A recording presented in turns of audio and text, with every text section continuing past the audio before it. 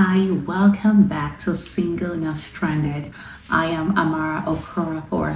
Before we dive in, can I just take a moment to say thank you so much for your response to episode 1. The messages, the shares, the like, and the women that came to me to say, this is me, this resonated so well with me. This is why this podcast exists, to let you know that you are not alone and you are not stranded. So last week I introduced something I called the blueprint. What is the blueprint? The blueprint is that invisible picture of love and relationship formed in childhood quietly without our permission or even anyone telling us that it is happening. Today, I want to show us how this broken blueprint actually looks like in real life. Because here is something nobody tells us, that this broken blueprint doesn't just stay with us in childhood, it follows us everywhere we go, up to even the decisions that can make or break us. You may ask, how do I know this? I know this from lived experience. I'll start by sharing with you something I've never really told anyone publicly. Something that happened on what should have been the happiest night of my life, my wedding night. For some weird reason, I cried profusely, uncontrollably, and I didn't know why. I should have been very happy that I am married, I had a ring, I had the man, but I couldn't just explain it. I couldn't shake it off. I couldn't justify it. I just knew that something deep inside me was releasing something that it had been holding. But do you know what happened?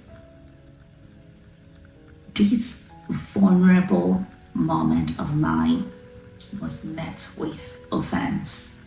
There was no empathy whatsoever. There was no, babe, are you okay? There was no reaching out towards me in that vulnerable moment. Just offense. Mind you, I was 22 and I really didn't know much. I thought that I would be embraced and all of that, but that moment was met with offense. But this is something I want you to sit with. Do you know that I didn't even recognize at that time that there was a sign or a red flag? No, I didn't know. So when it was met with, what's wrong with you? Why are you crying? Are you not happy? After all the money we had spent and all of that, so why are you crying?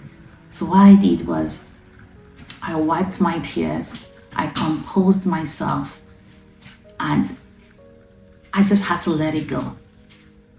But today, I wonder, why did that response of withholding empathy in that moment of my vulnerability, why didn't it feel like a red flag to me at that time?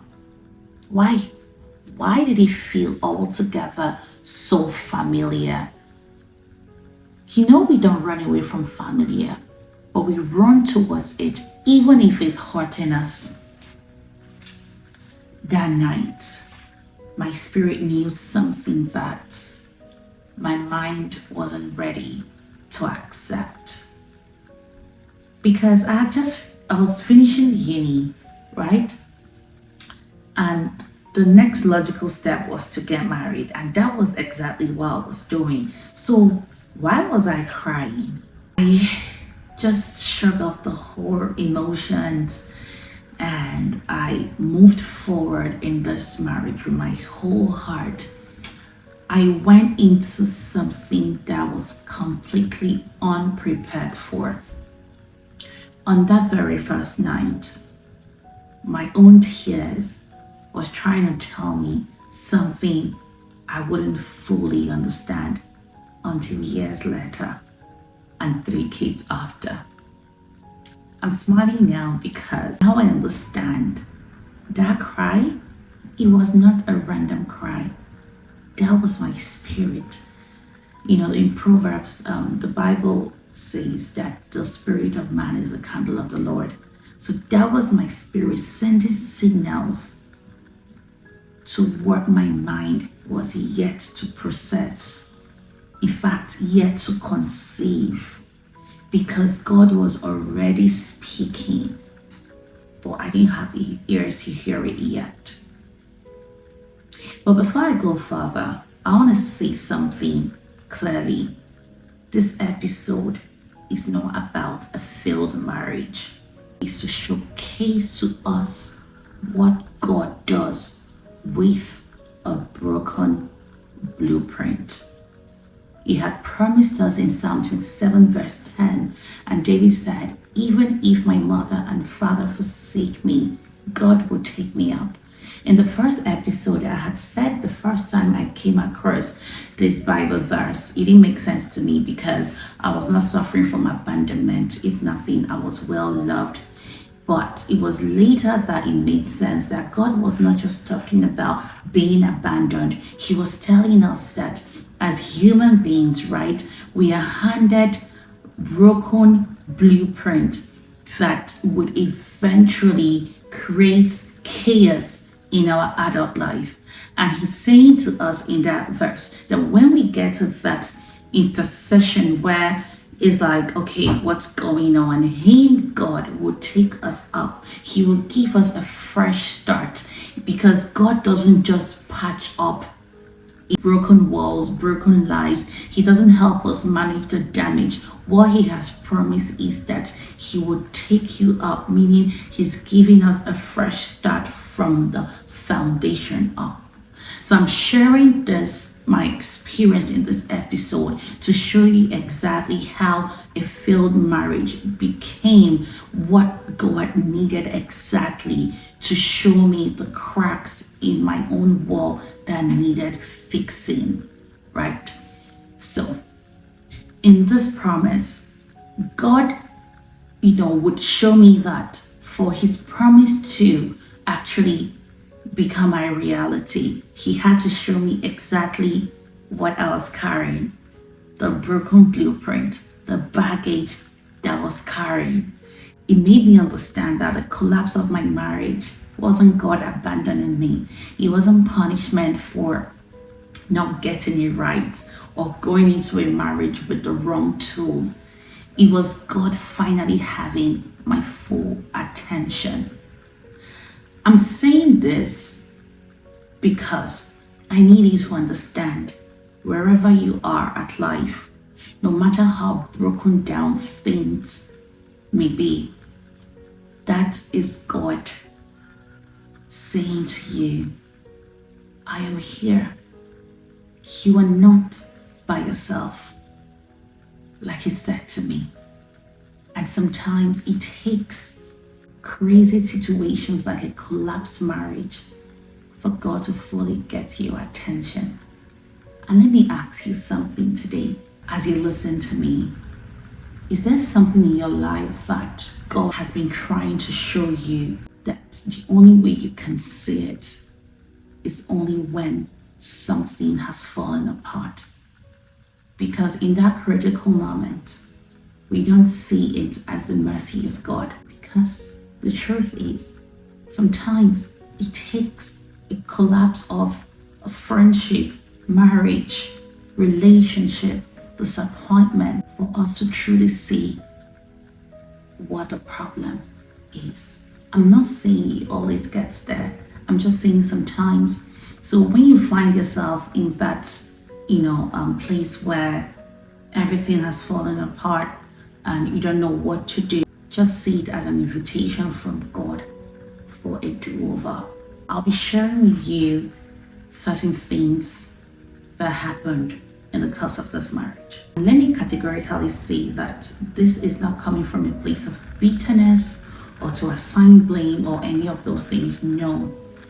I'm saying this because I want to show you the things God had shown me in that season that He wouldn't have shown me any other way. And with this, it will save some people years of confusion. So stay with me. Let's get right into this. What if I told you that I knew my marriage was over even before it physically ended? I know some people can relate to this, where you just mentally, just check out. In my moment of checking out, I found myself grieving privately, because in that grief I found solace. It's crazy, it's very ironic, I know. In that place of mental checkout, I was teaching my heart to say goodbye to a life that I longed for, but it wasn't happening the way I thought it would. I was bringing myself to accept the fact that this marriage was dead and gone, and stop fighting against admitting it. Because truth be told, I was scared to admit that I'll be living out a pattern that I had seen 2 generations live out. And somewhere in my mind, I was angry at myself, angry that the dream of a love-filled home had become an illusion. It had become a fairy tale that wasn't going to happen anymore. I felt guilty that I had failed my children. I felt so guilty because I had promised myself that they would never experience this sort of life.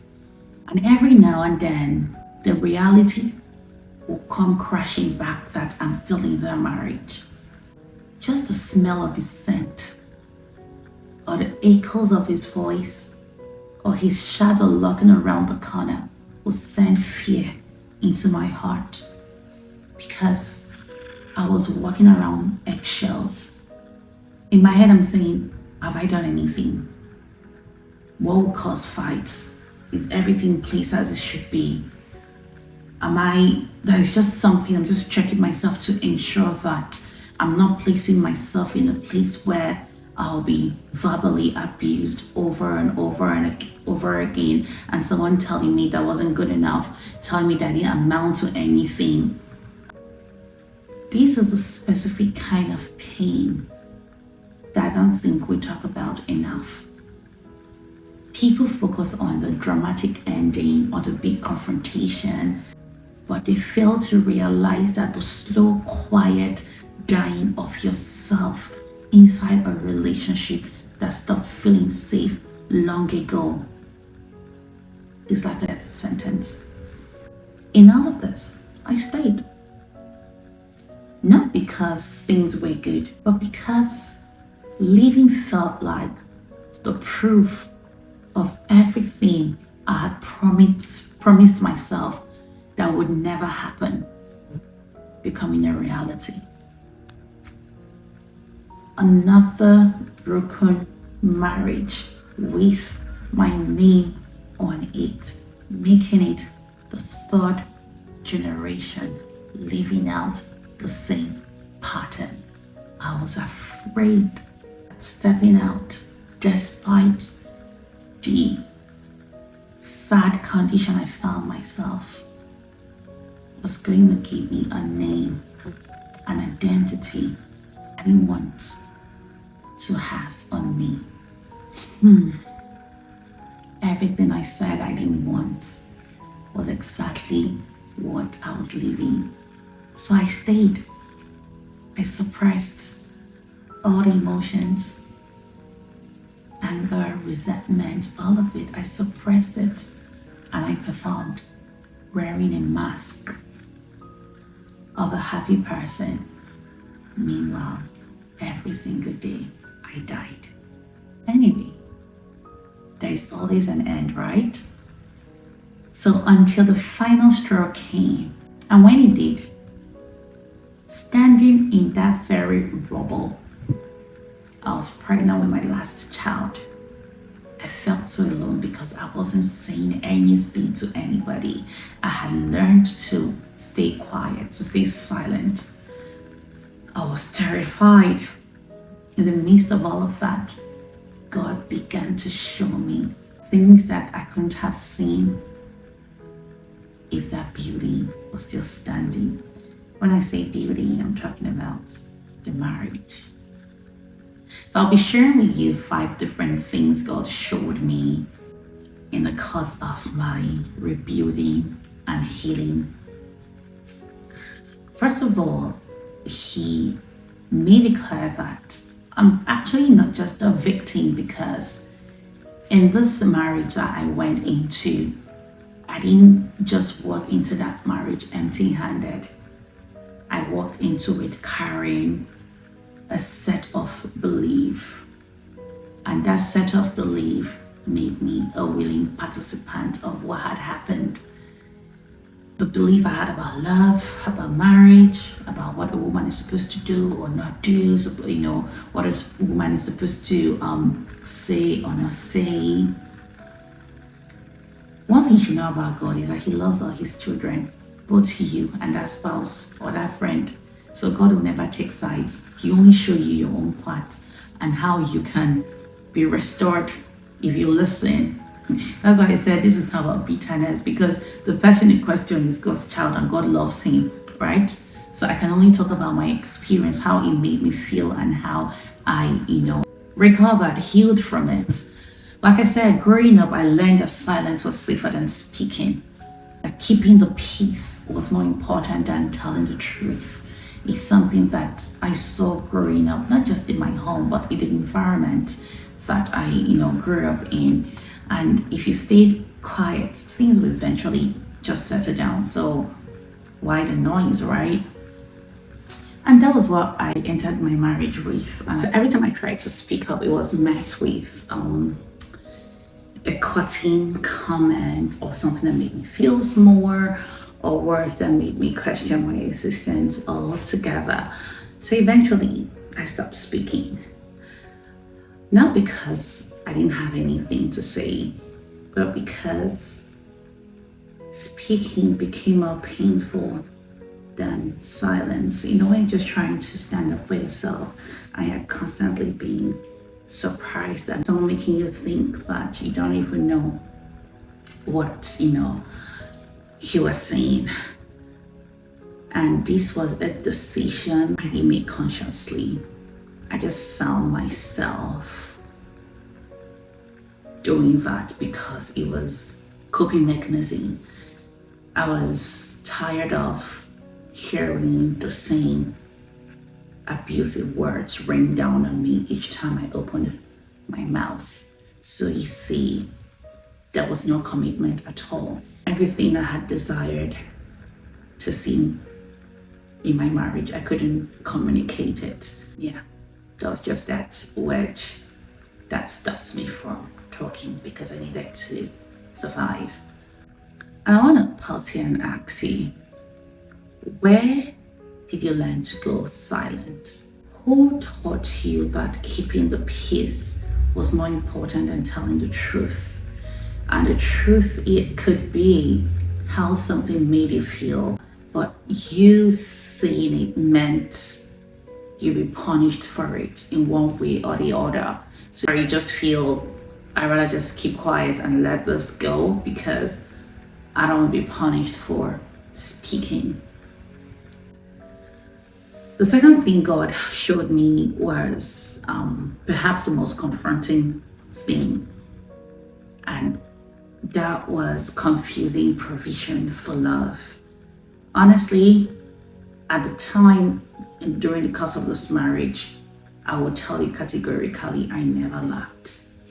That's why some certain behaviors now is leaving me like, oh wow, why is this guy not taking care of his kids? Because at the time we were married, money wasn't least of my problem. There was always money to spend because I was not allowed to have friends or speak to anyone. So what I did was shop, but I didn't have a life. Yeah, that was my reality.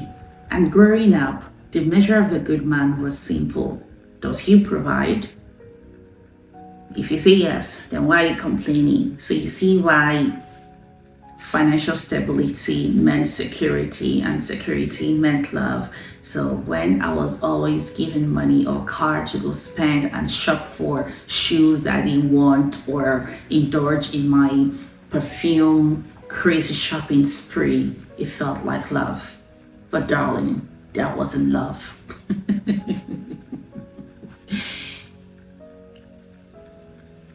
So that was the equation I had absorbed without choosing it, and then I started living it in my adulthood because that was a blueprint that I had. I ignored things I shouldn't have ignored. Why? Because I had spending power. I made excuses for things I should not have excused. I looked past red flags, walking red flags. They were just waving in front of me like this. Auntie, I am here. But it felt all too familiar, so it felt safe. I will later learn that something I want every woman to write down. Know that a man can provide financially and still leave you completely empty. Guys, I was empty. I had money to spend, a lot of it, but I was empty. There could be a fight, a smashing, a slapping here and there, and then it's they come back and they give you a Gucci bag or something and expect you to just forget everything that had happened, right? Or give you extra money to spend. Meanwhile, you are so empty inside. So write this down. A man can provide financially for you but still leave you completely empty. Provision is the barest minimum. It is not love. It is not safety. Neither is it partnership. I always say to my close friends that I don't know what partnership looks like, because all my kids, I gave birth to them and trained them as though I was a single woman, even when I was married. So a man is supposed to supply certain things aside financial, support. There's emotional support, there is spiritual support, there is leadership. All those things was lacking in my home. And God said to me, I'm going to correct those things by being all that for you. And then he showed me Philippians 4:19.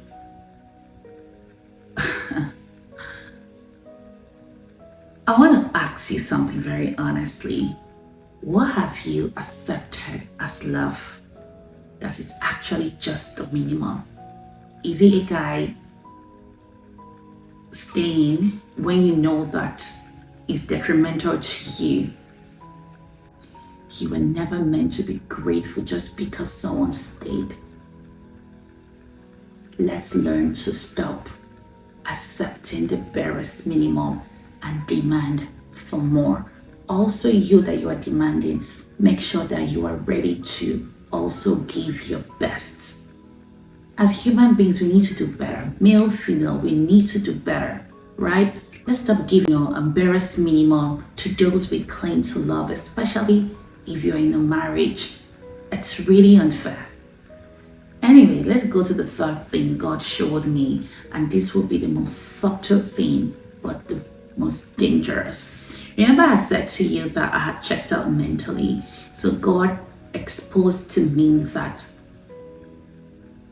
I was suppressing emotions, and suppressed emotions, they don't disappear. They go underground. And when they go underground, what happens? They don't stay quiet forever. They grow roots. They get dark. They get bitter. And these invisible roots will slowly erode every good thing that is left. Guys, when I stopped communicating, everything became unsafe, because that silence that I had was not peace. It became poison. I found myself resenting this guy. His smell made my skin crawl like, oh my God. It happened slowly, quietly. But my God, At the end of the day, I couldn't stand him. You know the way water damages the wall, you don't even see it happening until one day the wall collapses and you're wondering, how did we get here? Yes, that was me. I became silent. I was not saying anything. I was just taking everything. And I checked out of the marriage long before I physically walked away. And this is something that the Bible warns us in Hebrews. At the time it was happening, that was the last thing I wanted to listen to.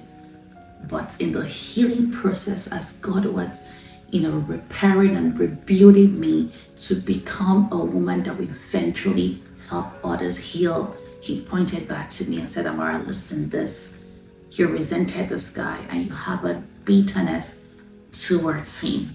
Bitterness starts as just one unspoken thing. That communication that never happened. That word that you swallowed. That suppressed feeling. That moment where you chose silence over truth. And God said to me, the antidote was never silence. He felt keeping quiet was more important than telling your truth. No. He eroded the other good things that you had going on for you. And then God offered me grace. Grace that I will later offer to this man. He showed me the truth that I needed to work on myself and rid myself of every bitterness. I want to ask you this question. What are you not saying in that relationship, in that friendship? What have you swallowed too many times that it has become a norm for you? You've become immune to it. Unexpressed pain would create a distance between you and your loved one. That's what it did to me. I resented someone that I thought was going to be my forever love. And I ended up building up a wall. Can't be brought down, unfortunately. The bitterness is gone, the resentment is gone. I have nothing against this guy because God has healed me. That was what silence caused. It poisoned me so badly. I was trying to keep the peace, but it was poisoning everything. Another thing God showed me was how I lost my voice. And this took the longest for me to even see clearly because I didn't know it was happening. I didn't know I was being robbed of my identity. You see, this is what gaslighting does to someone. When you are constantly being gaslighted, you doubt everything. You doubt yourself. You doubt your instincts. You question yourself one too many times. Even when something happens right before your eyes, you are asking, did that really happen? You live in denial. You find yourself asking, am I being too sensitive to something that you are actually supposed to respond to? Or even worse still, you would say, maybe I'm the problem. I was there. I thought, okay, maybe it's me. Maybe I'm just a problem. Maybe I'm not just a good person. Maybe I don't know how to do this. So many blames I took, just to keep the peace. I shot myself too many times that I didn't even remember what a full size of me looked like. I had lost my confidence, not because I'm a weak person, no, but because I was in an environment that systematically chips away my sense of self. And I had a blueprint that made me a willing participant of all of this without my knowledge. What do I mean? You know, when I talked about man providing for you and we confuse it as love, right? That made me excuse a lot of things. So you see, the blueprint I had permitted, the notion that provision from a husband is love. Therefore, I permitted, excused a lot of things. But God, in His infinite mercy, healed me of all of that. When He said to me in Isaiah 43, verse 1, He said, "Fear not, I have redeemed you. I have called you by name. You are my own." You will not understand how much that scripture meant to me, like how it changed my life. That's what the Holy Spirit does. And God said, the name the relationship gave to you is not who you are. That thing you fear the most, that you don't want to be, this, the third generation that is repeating a pattern that you are scared of, is not who you are. What you've gone through has not diminished you. I know you before you were born. I'm still a work in progress. I would not say I'm there yet.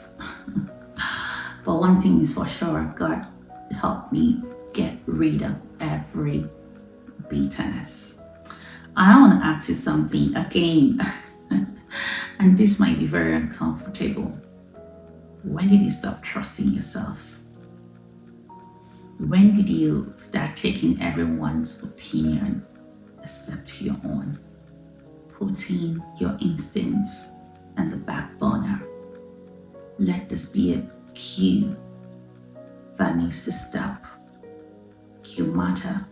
Your voice is very much important. So please, I need you to recover who you are. You are worth it. You are beautiful. You are priceless. Don't let somebody else's projection or gaslighting define who you are. Please allow me to speak to you directly.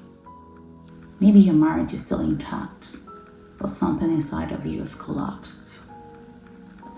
Or your relationship has ended and you're standing in the rubble not knowing how to clear it. Or you've been in a survival mode for so long that you don't know what it feels like to thrive.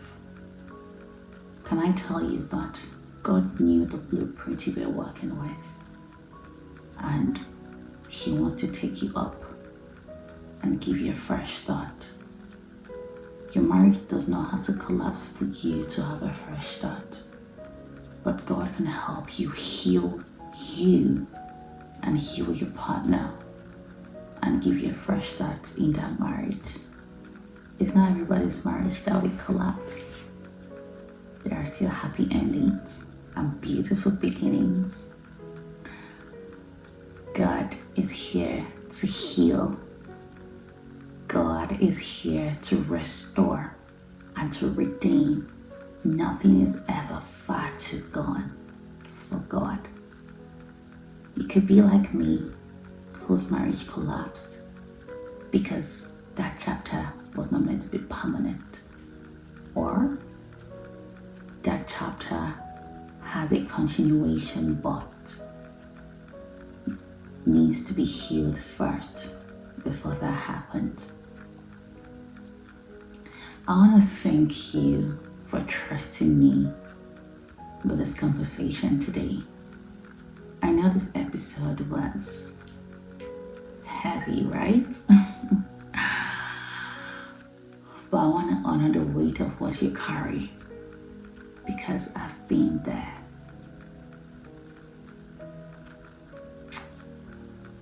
Maybe you're still in it. You haven't left yet. Or you're still in that house, body present, but your heart is gone.